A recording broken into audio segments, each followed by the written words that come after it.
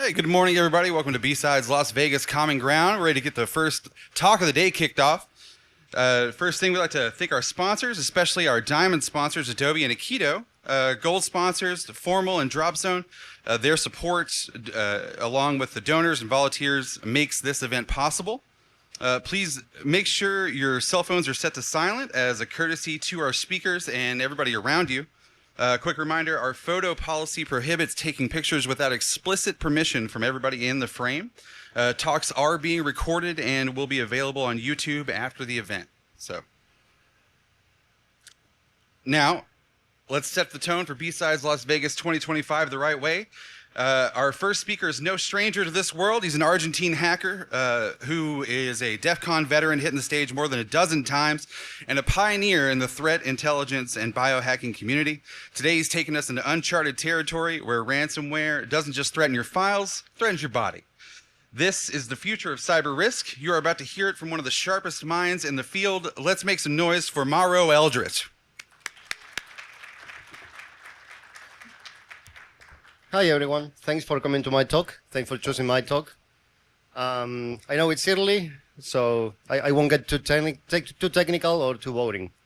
First of all, this talk is about an experiment which started as an experiment with a friend, just like everything good starts.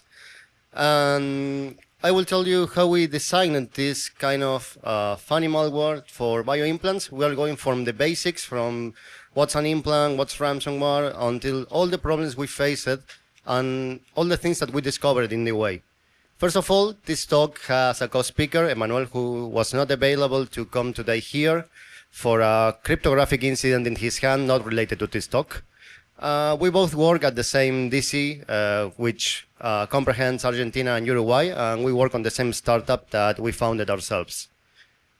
So first of all, this talk is basically on how to building a small ransomware for bioimplants. We will again go from zero to hero. We try to cover everything. And we found something very funny, which is that most people who are interested in bioimplants usually, after injecting it, do not place a password or place a very easy to guess one like 00001234, their year of birth, and so on. And this is something that we took to our advantage. We actually haven't exploited anything in bioimplants. It's all basics, user misuse. As a small trigger warning, when you see this symbol here, it means that the next slide may contain needles, injections, surgical material, or X-rays. We won't show, blood, body fluids, anything that could be violent. It's just medical material. But I know that maybe some of you are sensitive to it, so it's nice to have this prior warning. So let's start by the most basic things. I won't get too technical on this part. I want to make it friendly for everyone. Most of us already know what ransomware is. It's a malicious software that encrypts something like your files, your storage, your machine, your virtual machines, your cloud instances, and will ask you for a payment in order to give you back your files. If you don't pay, you won't get them back. So the new part on this talk is, what are bioimplants? Bioimplants are small subdermal devices. This means that they go under your skin. They are inserted with a syringe, and they have different capabilities from RFID, identification, NFC, and so on. They have no need for an external power source. So the reader itself, when you interact with your implant, it will power the implant to be able to be used. This X-ray is actually mine, from my hand, from my right hand.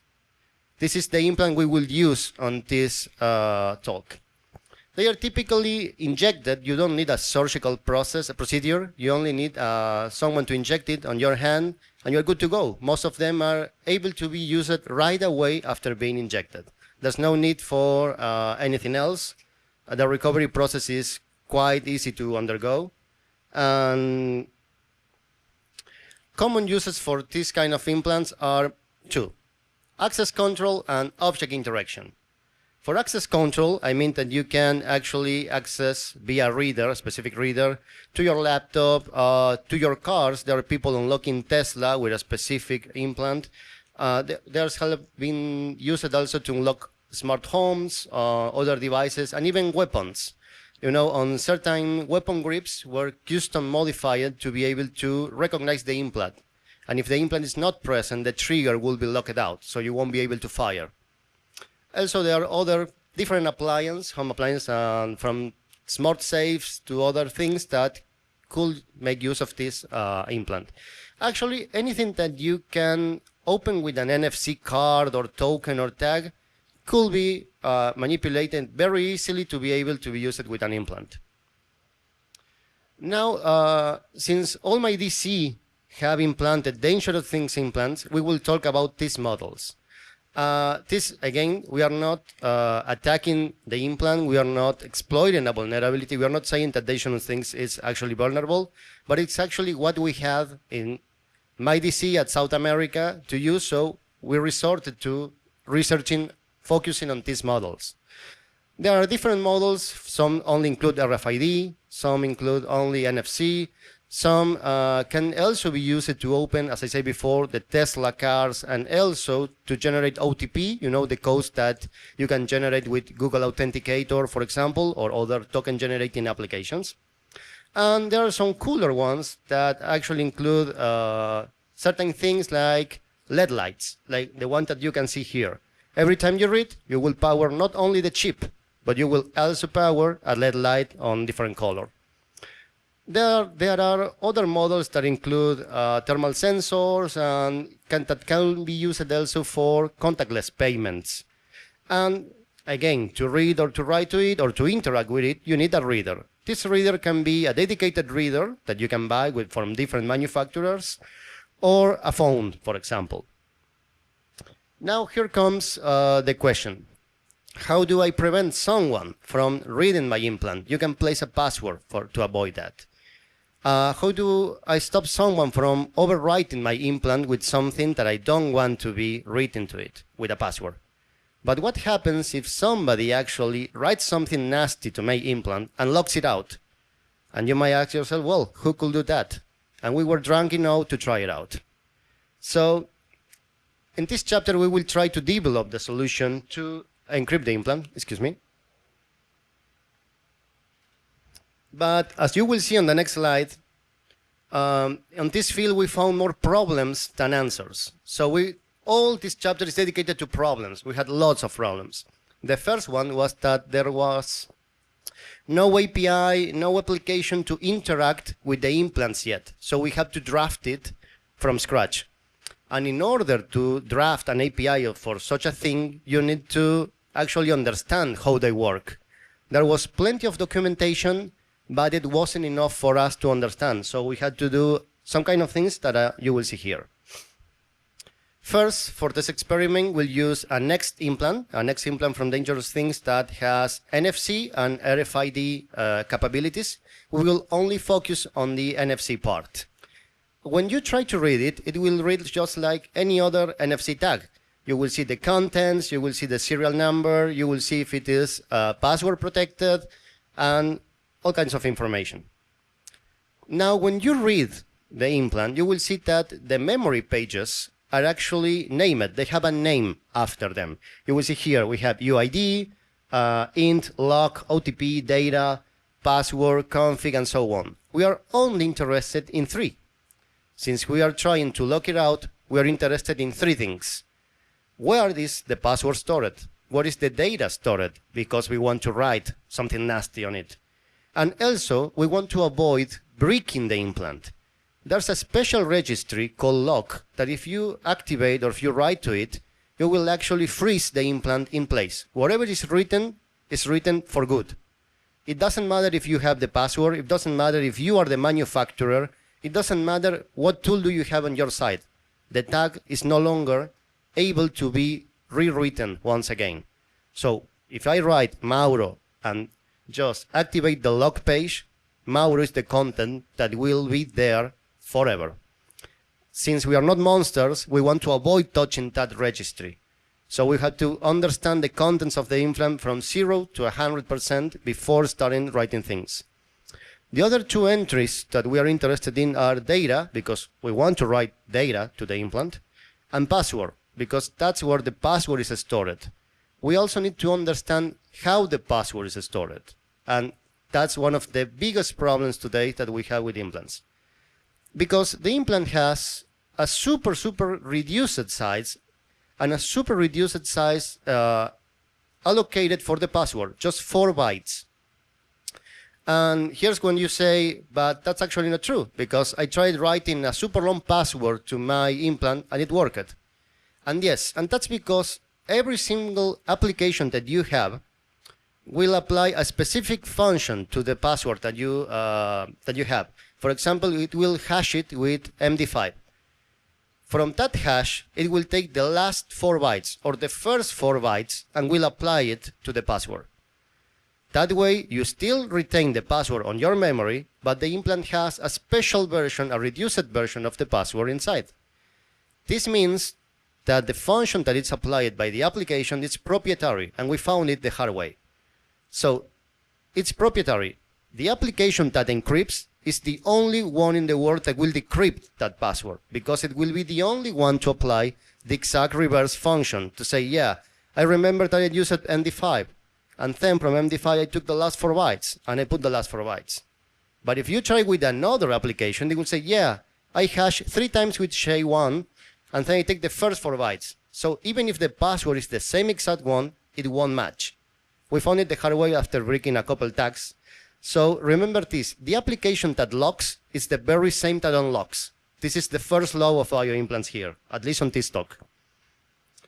So after learning this, and after learning lots of lessons the hard way, we developed the first API to work with bioimplants. This API just does what you can see on this menu. It will get the implant information, it will read the contents, both raw and the end-of message, and will write content to the implant without being able to lock anything out. If you use this version, this API, you won't be able to break anything. It's safe to use, you are able to read, to write, to do whatever you want. Why we use this? Your peach juice has not arrived yet, but I brought some pineapple. We'll get you the peach later. Thank you. I asked for juice. Okay, so what's the point on reading the implant, the raw implant? The point is to understand where are things stored. Again, the documentation was pretty good, but we are not so smart to understand every single thing on this super niche application. So this is how it works. It will give us all the implant information and dump all the contents byte by byte. It's like using the DD utility on BSD. It will dump everything byte by byte. And this is the content of the original content of the implant. Now, this is where the hard part begins. I had my implant with the content, let's say, with a string Mauro, stored. The very same implant encrypted with password 1234. I dumped the contents and kept them in a place. I then unlocked the implant and dumped the memory. And I started comparing them. What's the difference between this very same implant with the very same string when it's encrypted versus when it's not encrypted? And we started finding, we were using Revit's AI intern, I think it's the AI model, to compare both of them. And it told me, well, the differences are here, here, and here. And these are the contents. We managed to learn where the password is stored and how it was stored, but there were other pieces of memory that we will still have to nail down what were they up to, what was the meaning. Because remember, if we flip the wrong byte, we will lock the implant for good. We will still having that risk of locking the implant for good. And I don't want to be with something under my skin, lock it forever, saying something, stupid. And after trying different passwords, easy password 1234, 0000, 9999, we started nailing down the memory positions that changed when you encrypt the implant. And so we came out with this kind of atrocity, because if the world needs something new, it's more ransomware. That's exactly what the world needs, more malware. And that's a joke, actually. Don't take it seriously. So we added over SenseNet, over this API, we added the capabilities to write the content, a specific string, and to add a specific password that you define on the config file. Give me a second. Now, this window is cut in half because I want to show you, to highlight something specific. We are working with an ACR 1252 reader, which is actually the only thing we can get in my country. It's pretty bad, actually. But if this worked on that reader, it will work on almost anything. That's something good. Another lesson learned the hard way. And we have the information on the implant, and then we have the new payload that we will write. Your implant has been encrypted. Visit our site -ransom. Now there's a problem. You will say, Mauro, this ransom node is kind of short. It's small. It doesn't say too much. You don't put a crypto wallet. You don't put an onion website. What kind of ransomware actor are you? And this is the new problem that we're facing. When you want to read or write large chunks of data on implants or on any NFC tag, the implant must be exposed to the reader all the time. If you cut the reading process, this is my implant, this is the reader. If you cut that process, all of what you're doing goes to waste, stops. And you run the risk of, harming the implant. So we have to reduce the communication as much as possible, because nobody will stay with his hand over the reader for 5 seconds. It's not a real case. So I had to, save on space as much as possible. So that's why the ransom node seems to be short, but actually writes a lot of pages to the implant.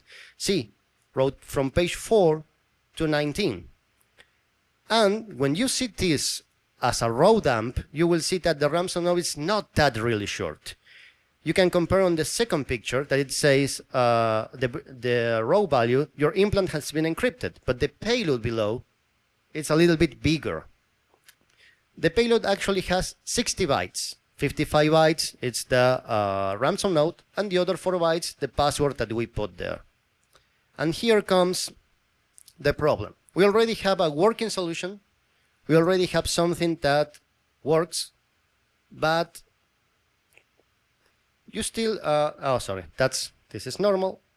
It's time for the demo. But before, you know that there's a misconception that when working with NFC, the contact must be perfect, total. You must be perfectly placed against the reader, making fully contact with no distance, with no obstacles. And that misconception comes from people working mostly with things like transport cards, that you need to just, since it's something super thin, you need to be careful to place it over the reader, to keep it, to even push it a little bit.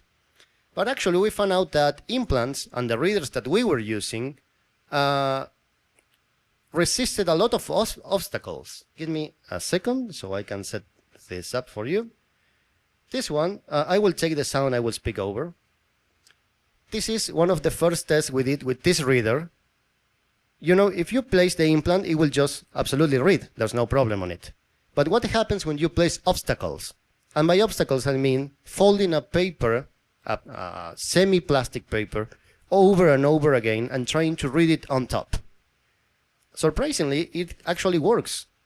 You don't have to be perfectly fit. It doesn't have to be perfectly aligned. It has some difficulties, but it actually reads. And you say, okay, what does this has to do with the experiment? Because let's take a look once again at the reader. Give me 1 second. See this reader? See the size? There's no way we are going to, hide this anywhere. It's super big. There's no way somebody by accident will stumble across the reader and put their hands on. So we have to invent something smaller, something that looks not so suspicious. And here comes our second idea.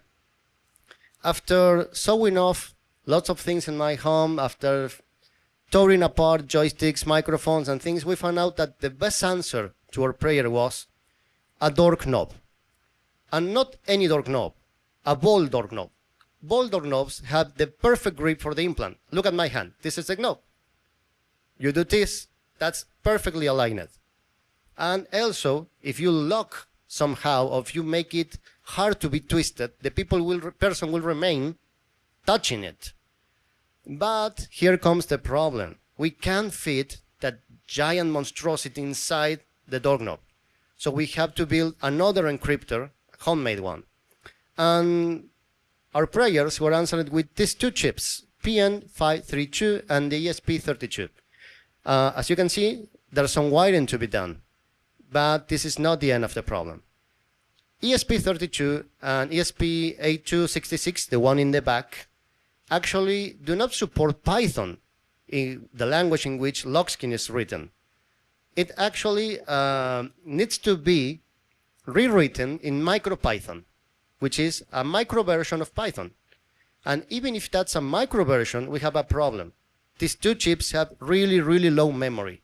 So we have to tear down lots of functions. We have to make everything fit into the smallest possible. It's like code golfing on asteroids. So I told you, this talk is all problem after problem after problem. And this is how I end up here, because I have these ideas and I have to do this kind of things. I'm not complaining. And we have to put this small reader inside that doorknob. This is a Chinese manufactured one. Actually, that little green ring that you see, it's a recycled metal part from, you know, those kind of, the things that you rub when you're sick. Well, kind of that's from a Chinese manufacturer. This is not metal. This is actually plastic. So it works on our advantage. I was about to sand it a little bit from the inside, but it worked at the first try. Problem is, to be fully honest with you, it's hard to align this chip inside the doorknob. So I have to use some, you know, advanced manufacturing techniques. I basically took Play-Doh and started putting Play-Doh, you know, plasticine all around until it stood on the place. But it worked. Now, there's some wiring to be done, as you can see on this diagram. Problem is, the ESP won't fit along the chip inside the doorknob. So we have to wire it and put it on the other side of the door. And here's the problem. If we want to wire it and we want to put it across the door, we have to drill through, because there's this bolt in the middle of the lock that won't allow us to pass cables through. So I had to drill the lock. And on the process, I destroyed it. So it ended up being fixed in place. It won't twist again. But, well, it worked for the POC. Normally, on a normal situation, I will have just drilled a socket on the door, place it inside the ESP, the battery, and the wiring, all on the inside. I covered it with, you know, a poster or whatever. But I have already sawed off half of my house. I tore apart half of my electronics. I was going to be evicted, so everything was sawdust. I woke up in sawdust everywhere. I covered sawdust for days, so I decided to make the best thing I could make. A candy can with a small thermo-retractable cable, those cables that you just pass a lighter on and will shrink. And it's the best I could come up. This is from the inside. You know that it's still super visible, I know, but it's what it works. Now comes a first testing. We will test the encrypting speed on the thick, I call it thick client, you know, the big reader, and then we will go to the door. Give me a second so I can switch this window.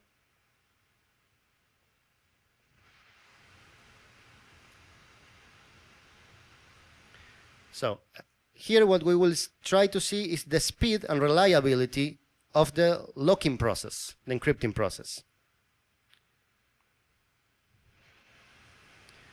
So I set up the reader, I set up LockSkin in the background in that shell. I always try to read it first. It says Mauro. We will now reconnect the reader and run LockSkin. And then we will try to count how many seconds it takes to fully lock down. Give it a second. It's now listening. It opens a listener and will lock anything that you place on its reach. It won't stop after one locking cycle. It will try to encrypt as much as possible. And it is. In just a fraction of a second, it was able to write that ransom note. And automatically the reader recognizes it as locked and puts the ransom note. So, in theory, on the big machine with a big reader, it works. It's now time to test it on the doorknob. And here comes yet another problem. If any of you have worked with ESP32 or 8266 in the past, you might know that there's, aside from the memory limitations, we have another problem: how to access the microcontroller. There's two ways. One, via USB cable. You use an application like Screen or anything, and you connect to it and dump the contents. It's like a debug mode. But the USB port is being used by a battery because we need to power these things up. So that's not an option. The second one is that we have a Wi-Fi connection. There's a Wi-Fi chip inside the ESP32 and 8266. But in order to access it, you need to write a sort of API. And I was running super out of space. I didn't have space to place MicroPython, LockSkin, and also to draft an API to access. So I ended up doing something kind of nasty, which is the last encryption cycle will be saved to a TXT file. Only the last one, because we don't have more space. And we'll connect via Wi-Fi to an endpoint called -last or last log, I can't remember, and it will just cut the file to the one requesting it. So you will be able to see that the implant got encrypted, but there's no way, unless you have physical access, to actually interact with the locker. This is something I will work on a newer version. Let me show you. Before jumping to this demo, let me explain you what's happening on here. This is my beautiful laboratory door, and on the terminal that you see on top that is pasted on, I wrote a small Ruby script that we will just do like wget or curl, CURL, to the ESP32 to see if there's something written on the last log. When I place the hand, it should encrypt and tell, okay, yeah, I have a last running cycle that went through, and these are the output messages. It will try to run 10 times.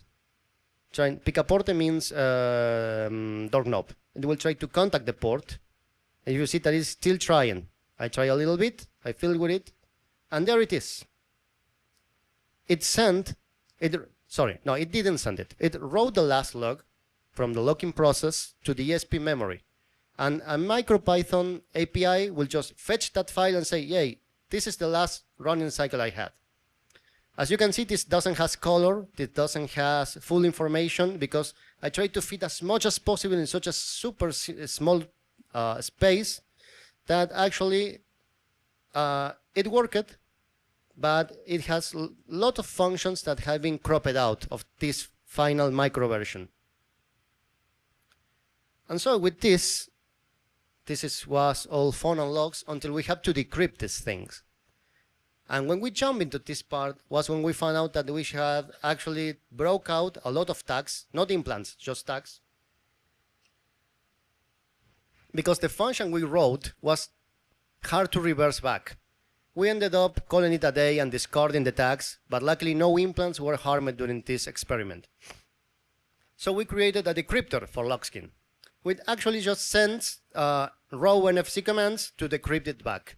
So if you have implants and a friend who is not so use it to do good jokes and encrypts you, there's always a way back to decrypt it.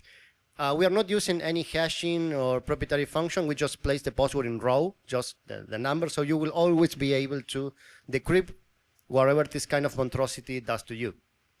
So in this case, we place 1, 2, 3, 4, and you see that the authentication command is always 1B, and the code for 1, 2, 3, 4, and the reset command to reset the implant. That's it. You just run the decryptor. Let's say 9944. Saying once again, authentication command is 1B 39393434, and the reset command, which is kind of universal for this. You can use any application to unlock LockSkin, because again, we are not using any proprietary function. You will be able to always go back for the damage done. Of course, don't try this on something that you're not willing to lose in case something goes wrong, because anything can go wrong. Your writer could just mess up in the middle, something could get disconnected, any component could get fried in the middle of the process. So use it on something that you're not looking forward, but that you're accepting to lose. And you can even place it as a small, on certain applications, as a small app or small command. and you can always bring it back to life this way. Now, what have we learned about this? Aside that I should not show off anything any longer on my house. New threats. These innovations brings always new attack surfaces. If someone invents something, there's always someone behind that person that will try to play with it, break it, or repurpose it. And this is actually something good. New technologies. We are not quite fond of using AI ourselves. We don't quite jump it into that train so far. Not bashing on it, just we don't quite like it. But honestly, all the reverse engineering process was super accelerated by comparing the memory dumps from different implants using this AI model. We actually liked it, and it actually changed a little bit how we see AI to be used on this. And new precautions. When you exit, do not use that doorknob. Just push the door with the foot. I hope that you have liked this talk. I know that there are a lot of things to improve. On next versions, we will try to work out on a brute forcer, because we know people put, this only attacks non-password protected implants, but actually we know that some people place, weak password, 1, 2, 3, 4, 0, 0, 0, 0. We try to include it on this release, but again, MicroPython, lack of space, we weren't able to actually place more routines to start brute forcing, and it will also require more exposure from the person, grabbing the knob. And let's be honest, it doesn't look good if you see somebody just grabbing a doorknob for 10 seconds. It's not realistic. So I hope you like it. If you have any question, feel free to ask here, or we can follow it up later if you want. Those are my socials, and my friend Emmanuel's, who was my co-speaker and co-worker on this too. Thank you.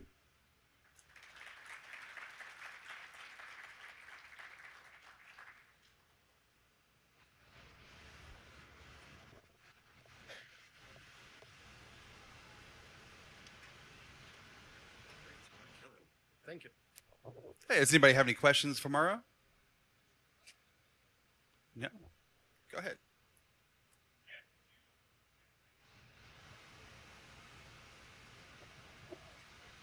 Test, test, test. Yeah, did you experiment at all? First of all, great talk. This is Thank you. super interesting to me. I've done a lot of stuff with NFC recently and kind of had a very similar journey with trying to figure out the password protection and writing raw commands and stuff like that. Did you experiment at all with the locking pages, the static and the dynamic locking pages that you find in like NTAG 216, 15, 13, etc.? Or did you only work with the password protection section? When dealing with implants, always password protect only, because we didn't want it to be left with something inside the skin locket.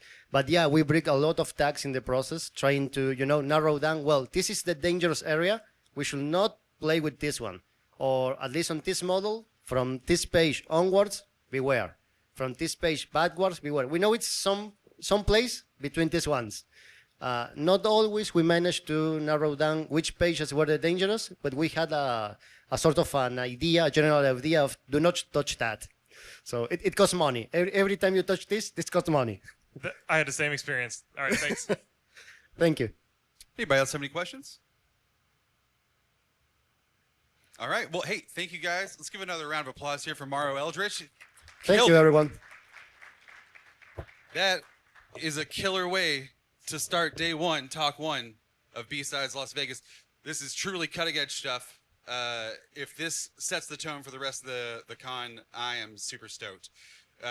Guys, we got about 5-10 minutes until the next talk comes in. Go out, get some water, stretch, make a new friend, and everybody enjoy B-Sides 2025. Thank you.